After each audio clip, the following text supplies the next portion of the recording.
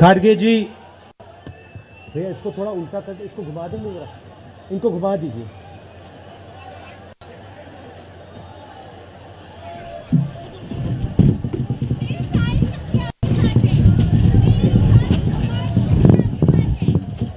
खारगे जी, कमल हसन जी, वेणुगोपाल जी, शक्ति सिंह गोहिल जी, Anil ji, stage पे Congress party के senior नेता, हमारे प्यारे कार्यकर्ता, भाइयों और बहनों, प्रेस के हमारे मित्रों, आप सबका यहां बहुत बहुत स्वागत, नमस्कार। आपने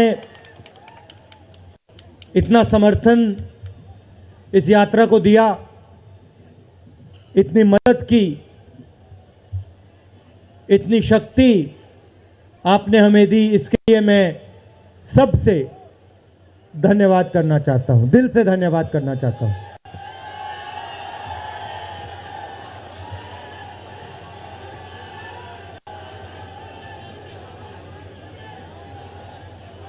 इस यात्रा का लक्ष्य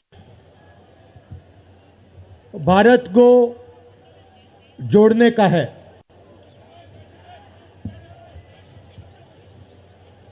जब हमने ये शुरू किया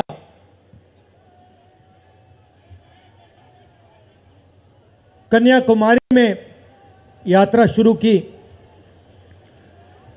तो मैं सोच रहा था कि नफरत को मिटाने की जरूरत है, और मेरे दिमाग में था कि इस देश में सब जगह नफरत फैली हुई है, मगर जब मैंने चलना शुरू किया तो सच्चाई बिल्कुल अलग थी। मैंने मीडिया के बारे में कहा, शुरुआत में कहा कि हमारे दोस्त हैं,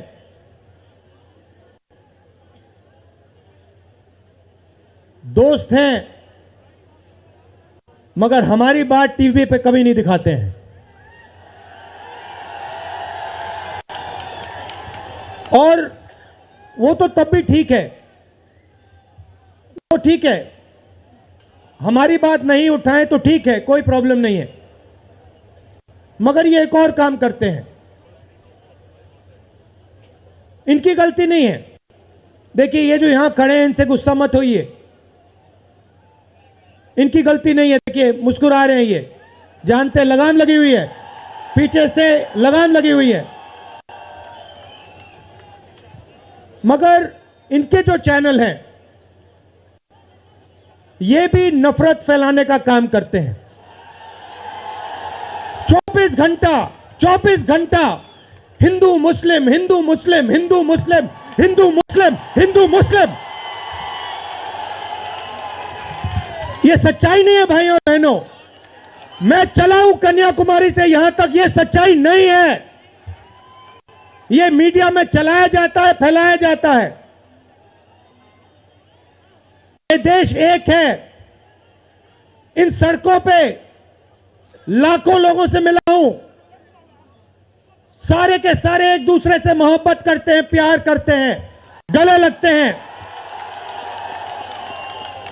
तो सवाल उठता है, क्योंकि ये नहीं कर रहे हैं, इनके पीछे जो शक्ति है, इनके पीछे जो शक्ति है वो कर रही है। तो सवाल उठता है, ये क्यों हो रहा है?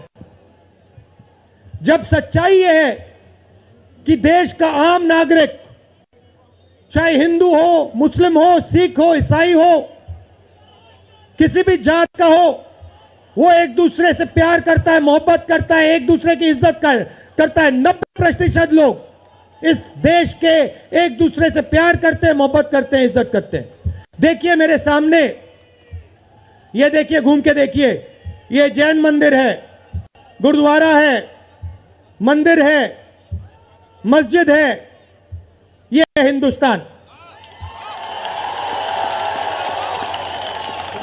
ये सच्चाई है हिंदुस्तान की, और ये नई बात नहीं है, ये हजारों साल से इस देश की सच्चाई है। प्यार से ये देश मिलकर एक साथ रहा है। तो सवाल उठता है, ये जो मीडिया के लोग हैं, ये नहीं जो इनके पीछे हैं,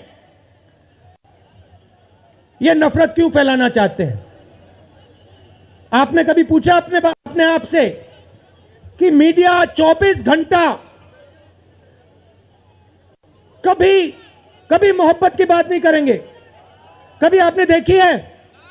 कभी टीवी पे देखा कि देखो एक हिंदुस्तानी दूसरे हिंदुस्तानी से गले लग गया? कभी देखा? नहीं, कभी नहीं दिखेगा। सही बात है ना? सही बात, कभी नहीं दिखेगा। इसका कारण है भाइयों और बहनों, मैं आपसे पूछना चाहता हूं, आप में से किसी का कभी जेब काटा गया है? आपका जेब काटा गया? आपका जेब काटा गया? तो जब जेब काटा जाता है, आपका काटा गया ना, तो जब कोई आपका जेब काटता है तो वो क्या करता है? सबसे पहले उसे क्या करना पड़ता है? नहीं, ब्लेड तो बाद में आता है, मगर पहले क्या करता है? पहले वो आपके ध्यान को इधर करता है, आपके ध्यान को लेकर उधर ले जाता है। भाइयों और बहनों, ये जो करा जा रहा है, आपके ध्यान को हटाने के लिए किया जा रहा है, और ये 24 घंटा करते हैं और फिर आपकी जेब काटी जाती है। बढ़िया, बढ़िया, क्योंकि सच्चाई है। 24 घंटा हिंदू मुस्लिम, हिंदू मुस्लिम, हिंदू मुस्लिम, और फिर जो भी आपका पैसा है, किसानों का, मजदूरों का, आपके एयरपोर्ट, आपके पोर्ट, आपकी सड़कें,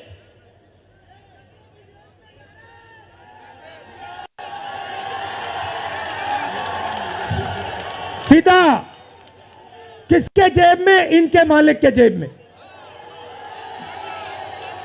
इनको कौन चलाते हैं? नाम बताओ।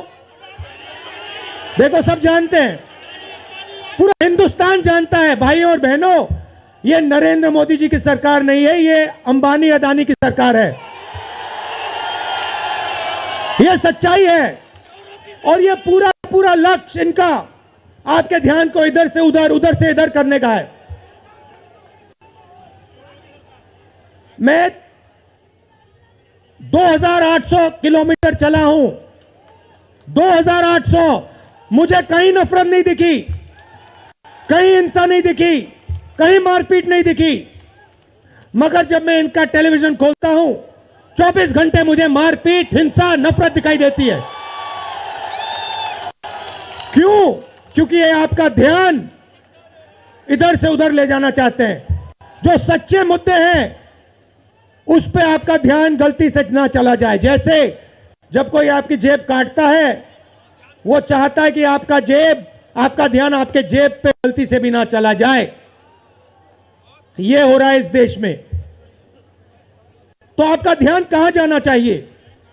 मैं आपको बताता हूं। सबसे पहले आपका ध्यान जो हिंदुस्तान के युवा हैं उनकी ओर जाना चाहिए।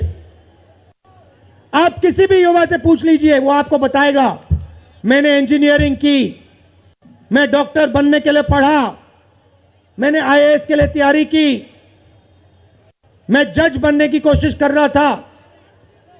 पूछो क्या किया? पढ़ाई की, कितने साल की, स्कूल, कॉलेज, यूनिवर्सिटी सब पढ़ लिए, और फिर क्या हुआ? आज क्या करते हो? मजदूरी करता हूं, पकौड़े बनाता हूं।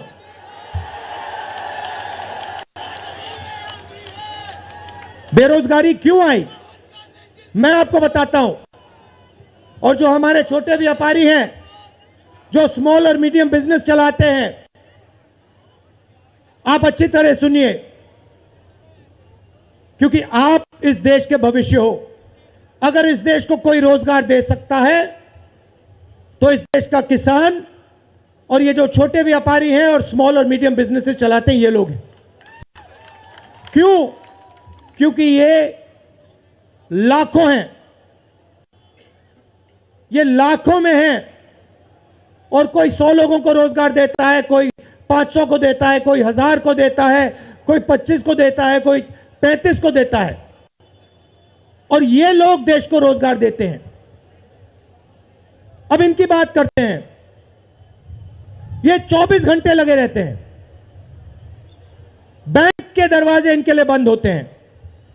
हिंदुस्तान के 2-3 अरबपतियों को 1 लाख करोड़, 2 लाख करोड़, 3 लाख करोड़ ऐसे दिया जाता है। ये बैंक के सामने जाते हैं, इनको धकेल के निकाल दिया जाता है। राइट? अब क्या? ठीक है, बैंक का पैसा नहीं दिया तब भी मान ली बात, तब भी मान ली बात। मगर फिर क्या किया? फिर प्रधानमंत्री ने नोटबंदी की और प्रधानमंत्री ने गलत जीएसटी लागू की। भाइयों और बहनों, ये पॉलिसी नहीं है, ये हथियार है। छोटे व्यापारियों को, स्मॉल और मीडियम बिजनेस वालों को और किसानों को मारने के हथियार हैं ये। और जब इन्होंने ये काम किया तो देश के जो युवा हैं उनको रोजगार नहीं मिल सकता, सवाल नहीं उठता, क्योंकि जो रोजगार देने वाले हैं उनकी रीढ़ की हड्डी आपने तोड़ दी। किसके लिए तोड़ी? किसके लिए तोड़ी? इनके जो मालिक हैं उनके लिए तोड़ी। गेम को समझो। अब देखिए, अब आगे चलते हैं। युवाओं की बात की, स्मॉल और मीडियम बिजनेस वालों की बात की, दुकानदारों की बात की। अब सड़कों पे मुझे हजारों किसान मिले हैं। एक सेकंड में पहचान लेता हूं, जैसे ही हाथ मिलाता हूं समझ आ जाता है ये मजदूर है या ये किसान है।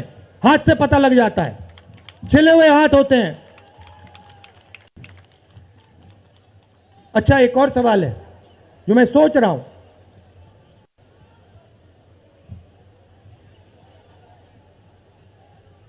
प्रेस वाले ने मुझे पूछा क्या आपको ठंड नहीं लगती? और मैंने सोचा ये मुझसे पूछ रहे हैं, हिंदुस्तान के किसान से क्यों नहीं पूछते?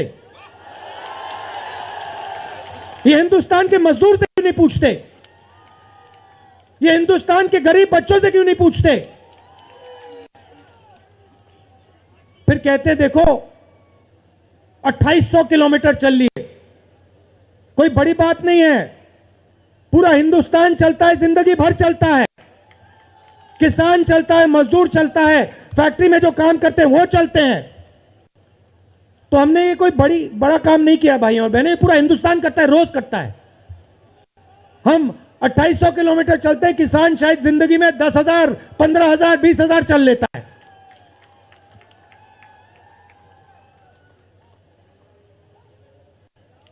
तो मैं चाहता हूं कि ध्यान सही जगह जाए।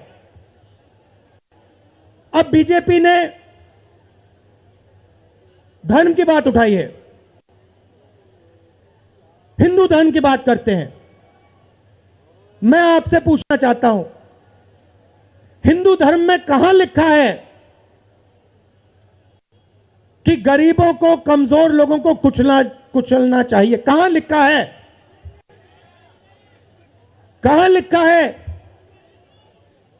कि कमजोर लोगों को मारना चाहिए? कहां लिखा, मुझे बताओ। मैंने तो कहीं नहीं पढ़ा।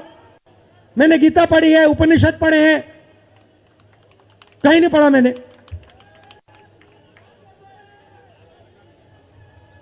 आपने पढ़ा कहीं? गले लगाने की बात होती है। अच्छा ठीक है, देखिए अब ये लोग देश में डर फैला रहे हैं। नफरत नहीं दिखी मगर डर दिखा। किसके दिल में डर? किसान के दिल में, युवाओं के दिल में, छोटे दुकानदारों के दिल में, स्मॉल और मीडियम बिजनेस जो चलाते हैं उनके दिल में, माताओं बहनों के दिल में। मुझसे कहती है, राहुल जी बीजेपी की सरकार में हम तो सड़क पर, शाम को सड़क पर नहीं निकल सकते। तो डर फैला दिया है। सही सही। अच्छा, आपने शिव जी की फोटो देखी है? उसमें उनका हाथ ऐसे देखा आपने? इसको क्या कहते हैं? इसको क्या कहते हैं? इसको अभय मुद्रा कहते हैं। इसका मतलब क्या होता है? इसका मतलब होता है डरो मत।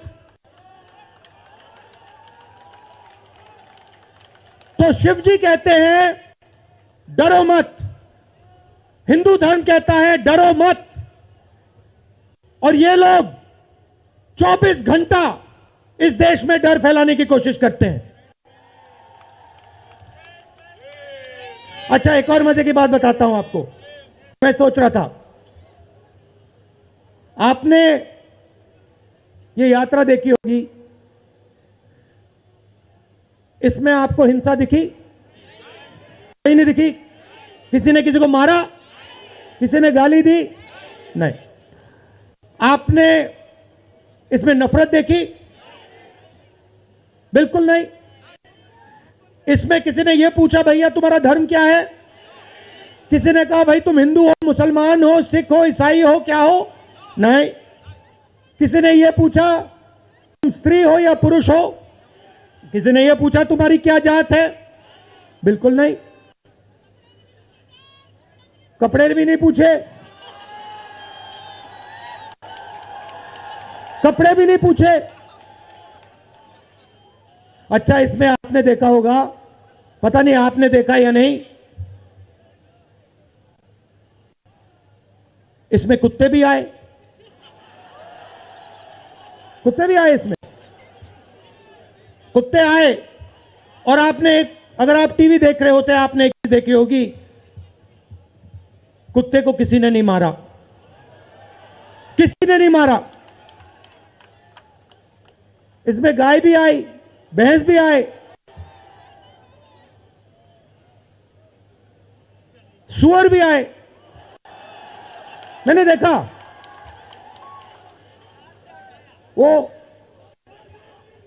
तो सब जानवर आए, सब लोग आए, और यहां पे कोई नफरत नहीं थी।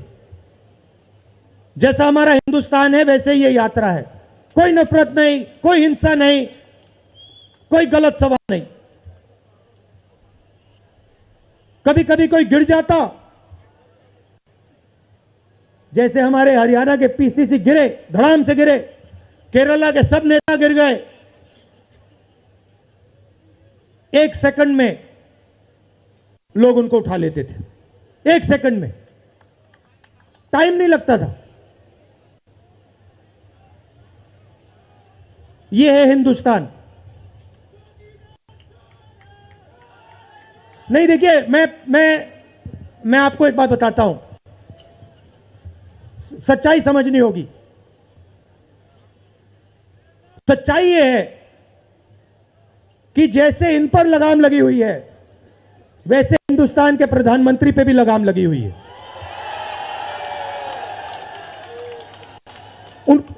उनकी गलती नहीं है, वो संभाल नहीं पा रहे हैं, कंट्रोल नहीं कर पा रहे हैं, उनको कंट्रोल कर दिया है। नहीं, मैं सच बोल रहा हूं, मैं सच बोल रहा हूं। क्योंकि आप देखिए, एयरपोर्ट भी उनके, पोर्ट भी उनके, एग्रीकल्चर के स्टोरेज डिपो भी उनके, और क्या उनका, हाँ, लाल किला भी उनका, लाल किला भी उनका, सारे के सारे पब्लिक सेक्टर की कंपनियां उनकी, और क्या उनका, रेलवेज उनकी,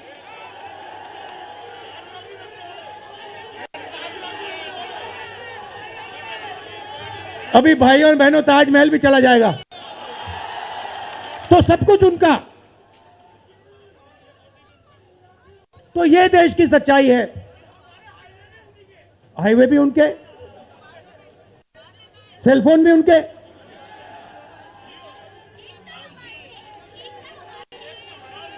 मगर सच्चाई हमारी। आप देखिए, मैं आपको बताता हूं, आपको मैं बताता हूं, अपनी कहानी बताता हूं। जब मैं राजनीति में आया, 2004 में आया, हमारी सरकार थी, चुनाव जीते थे, और ये प्रेस वाले 24 घंटा मेरी प्रशंसा करते थे। 24 घंटा, 24 घंटा राहुल गांधी, राहुल गांधी, राहुल गांधी, राहुल गांधी। फिर मैंने क्या किया, मैं चला गया भट्टा परसोल। नहीं सुनो, आपको समझना है ये है क्या। मैं भट्टा परसोल गया और मैंने किसानों का जो जमीन का मामला है उसको छेड़ दिया। और भाई और बहनों, जैसे ही मैंने किसानों का जमीन का मामला छेड़ा, वैसे ही ये मेरे पीछे पड़ गए। उसके बाद जमीन अधिग्रहण बिल, भट्टा परसोल के बाद जमीन अधिग्रहण बिल लाया, कांग्रेस की सरकार लाई। उसके बाद तो पूरा फुल टाइम 24 घंटा मेरे पीछे पड़ गए।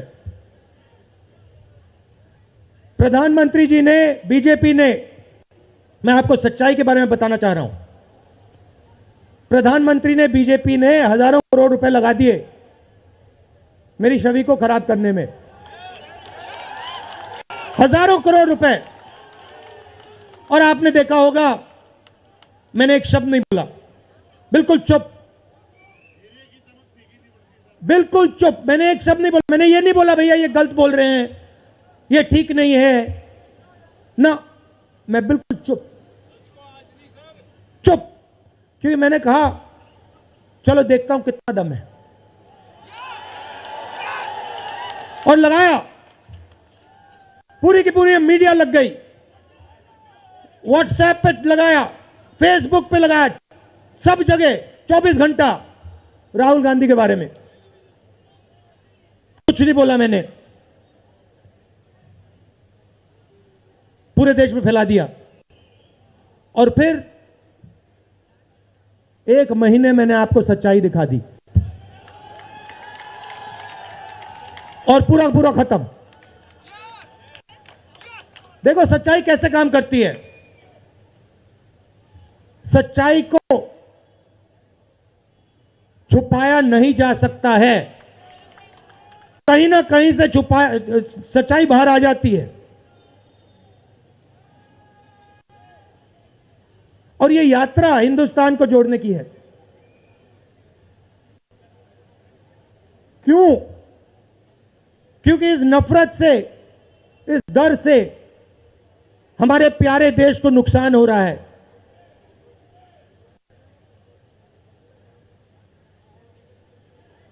यह सच्चाई है, और इसीलिए हमने ये यात्रा कन्याकुमारी से लेकर कश्मीर तक शुरू की है।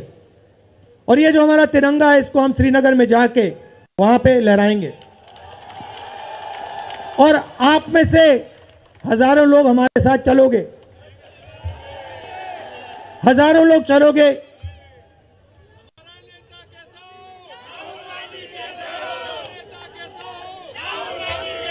तो भाई और बहनों, देखिए, सच्चा मुकाबला दुनिया में, सच्चा मुकाबला चाइना और हिंदुस्तान के बीच में है। ठीक है, चाइना ने 2000 स्क्वायर किलोमीटर हमारी जमीन ले ली है। प्रधानमंत्री जी कहते हैं कि हमारे बॉर्डर के अंदर कोई नहीं आया।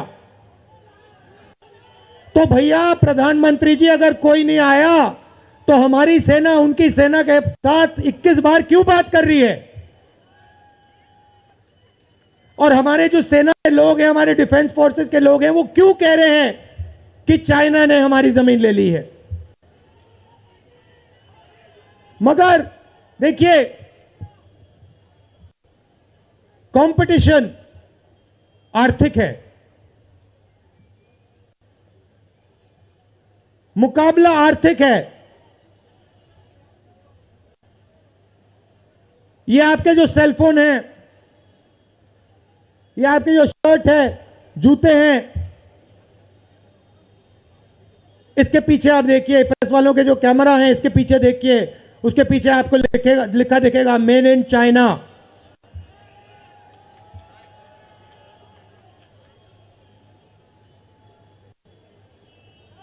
हमें शर्ट के पीछे, सेलफोन के पीछे, जूतों के नीचे मेड इन इंडिया लिखना है।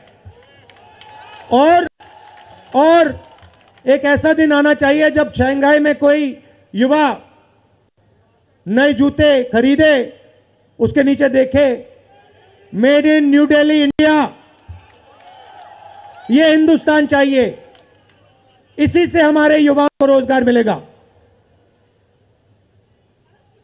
तो ये करना ही पड़ेगा, चॉइस नहीं है। और ये हम करके दिखा देंगे। ये देश कर सकता है, करके दिखा सकता है। आप सबने इतना प्यार दिया,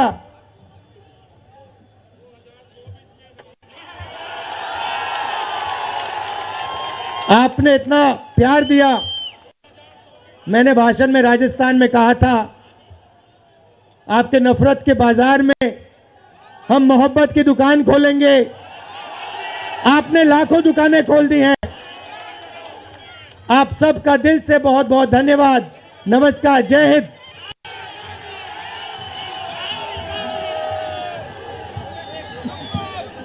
धन्यवाद।